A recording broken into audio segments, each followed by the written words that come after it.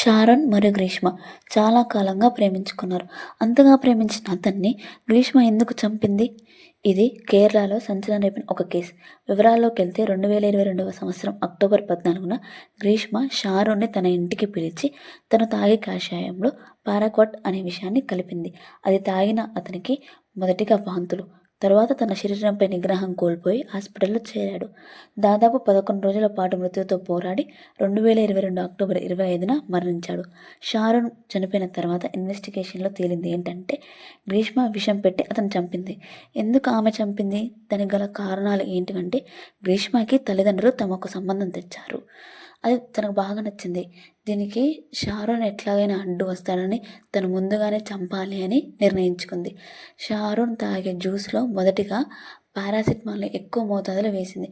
అది చేదుగా ఉండడంతో తాగలేదు. ఆ ప్లాన్ ఫెయిల్ అయింది. తర్వాత ఇంటికి పిలిచి కషాయం ఇచ్చి అందులో కేరళ కోర్టు ఇది ఒక అరుదైన కేసుగా పరిగణలోకి తీసుకొని సెక్షన్ 302 హత్య చేయడం, సెక్షన్ 364 హత్య చేయాలని ఉద్దేశం కలగడం, సెక్షన్ 203 తప్పుడు సమాచారం ఇవ్వడం ఇలాంటి కారణాల వల్ల గ్రీష్మకు కోర్టు ఉరిశిక్షను విధించింది.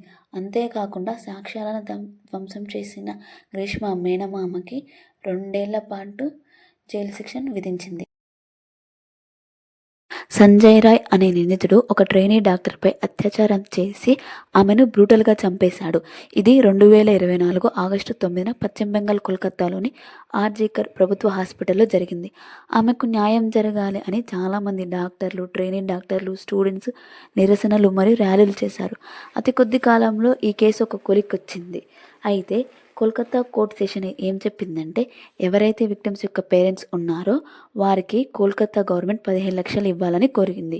నిందితుడికి 50,000 జరిమానాతో పాటు ఐపీసీ సెక్షన్ 66 ప్రకారం రేప్ చేసినందుకు, సెక్షన్ 64 ప్రకారం ఇంజూరీ చేసి చంపినందుకు, సెక్షన్ 103 ప్రకారం మర్డర్ చేసినందుకు యావజ్జీవ కారాగార శిక్షను విధించింది. ఈ 2 కేసులలో మీరు ఎవరికి న్యాయం జరిగిందనుకుంటున్నారు?